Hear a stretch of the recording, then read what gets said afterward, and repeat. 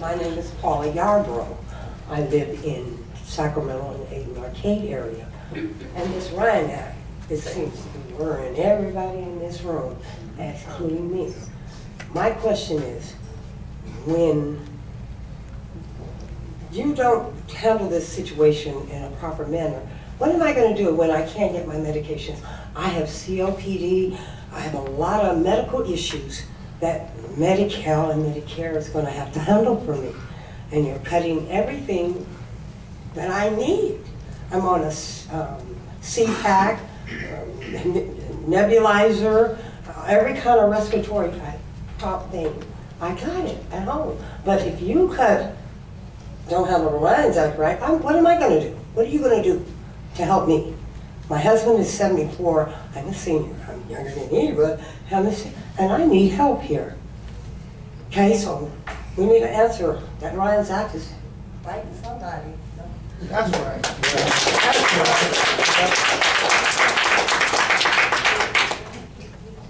Hi, my name is Mario Moreno, and I'm from specifically from the Stone Lake area here in Elk Grove.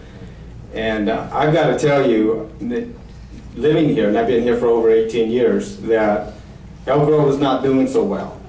And my neighbor has lost his home. I've got another neighbor that just put his house up. If you're at the ground level, I think you should be very concerned about what's going on. Now, I understand that in all the time you've been in Congress, you have yet to write one single bill to address some of these problems. Matter of fact, you haven't written anything to address some of these problems. I know that you vote, but you haven't addressed any of these problems yourself. You should take a leadership role, especially since this community is hurting.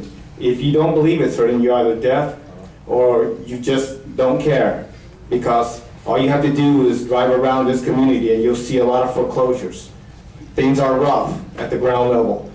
I'm an educator as well, and my daughter is here, and I don't know if we have a philosophical difference. I believe that we can do better, not just for ourselves, but also for the children that are going to come after us. That's right. And I don't believe the rhetoric of job creators or vouchers. I don't believe that rhetoric. I know what it really means. I heard you in your presentation use the term we. But I don't really think you're talking about Elk Grove. I don't think you're talking about my neighbors that lost their home. I don't really think you're talking about me or my daughter that's here today. I expect a lot more from my representative. I expect them to fight for us. I don't care what party you're from. I do care that you represent us in Elk Grove. That's what matters. And I don't really believe that you are out there hustling for us, working for us, writing bills for us.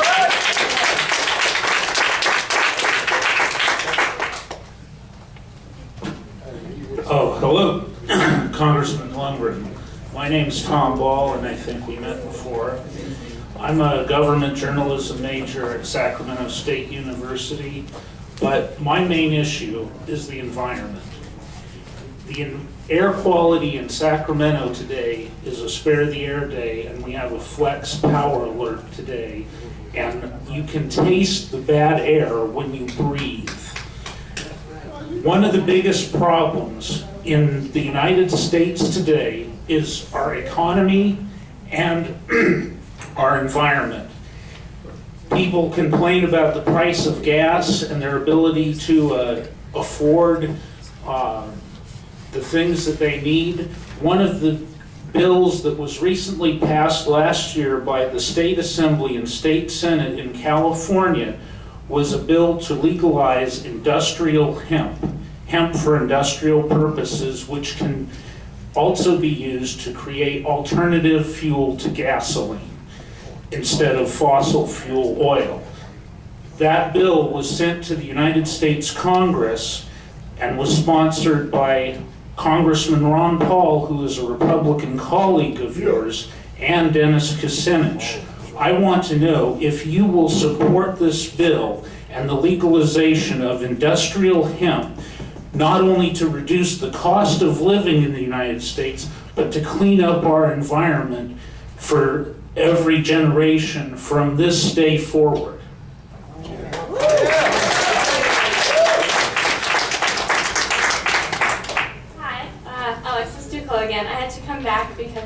issue that I didn't hear coming up yet, and I wanted to make sure I brought it up. As a college student, I've been very concerned with a lot of the funding that goes into college, and with the issues with the Cal Grants that have come up in the past year, I fought very hard to maintain those as a Cal Grant aid recipient. Sat in front of our Capitol steps, had a press conference, and worked really hard to maintain those. And I'm not the kind of person that expects a handout or something. Yes, I want the government to pay for everything. I've been working since I was 12. I've paid for school on my own, and I'm still $35,000 in debt with the assistance of programs like Cal Grant and Pell Grant. And to my knowledge, Pell Grants would be under the chopping block under the Ryan Plan. So I would like to know how you're going to support the students here in California, especially with the UCs cutting down on their acceptance rates and squeezing the private nonprofit universities that alone have 26,000 Cal Grant recipients, many of whom are Pell Grant.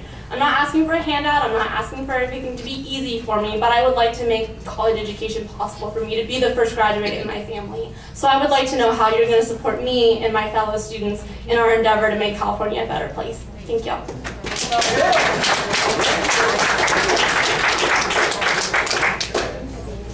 Good afternoon, Rich Miller. I'm a local resident.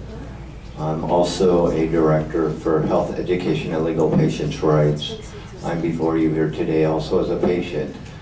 Having been a business owner, owning 13 businesses, 3 corporations, employing over 150 employees for in excess of 20 years, I became quite successful in the Bay Area. On one of my trips up here, I was hauling some timber to some land I had up here, and the timber all went through the front windshield.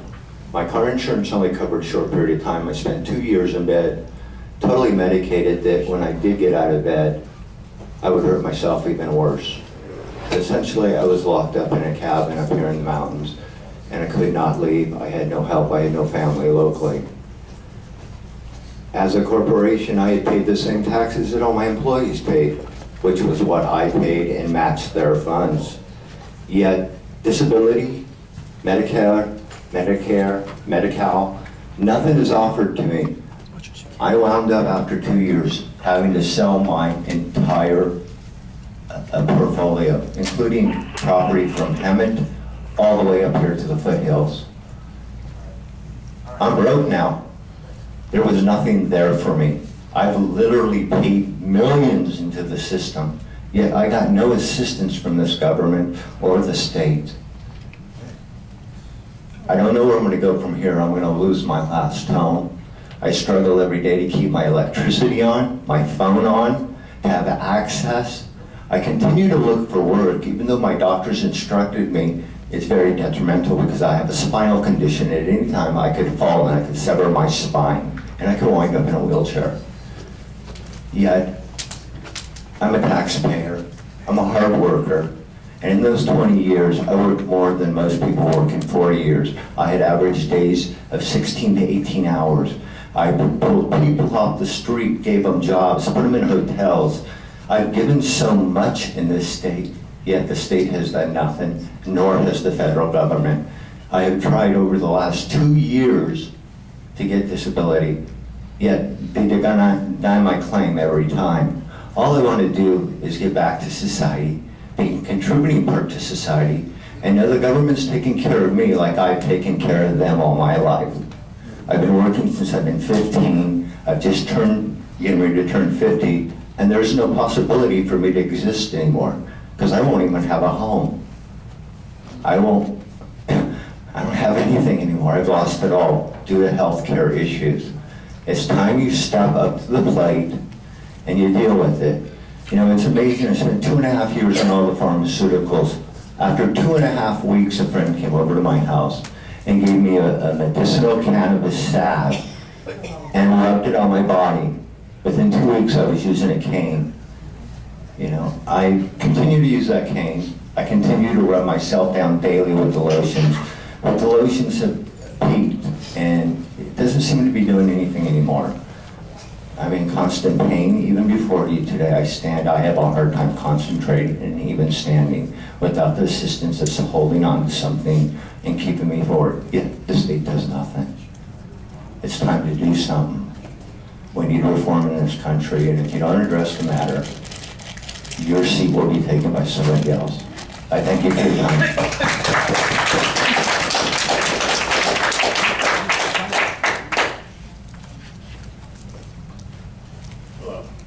My name is David and I live in South Sacramento.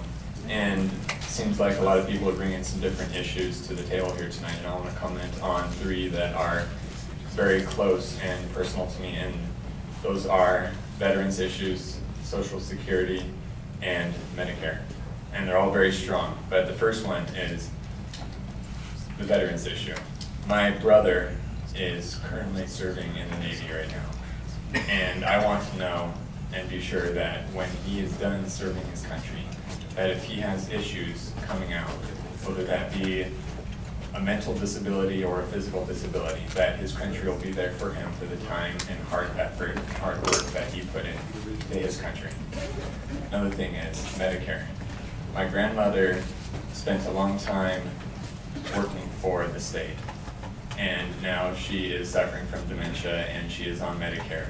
Unable to do much, but we still visit her weekly and love her very much, and we want to make sure that she will also have support from Medicare, just the little support that she needs.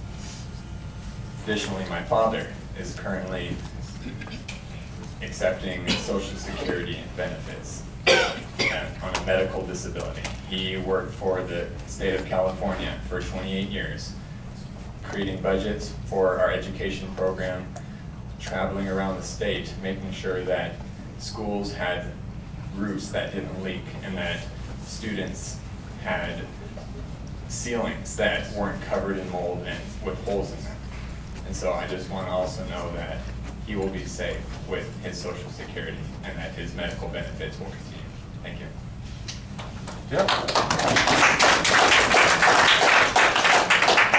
Hi, thanks for being here tonight.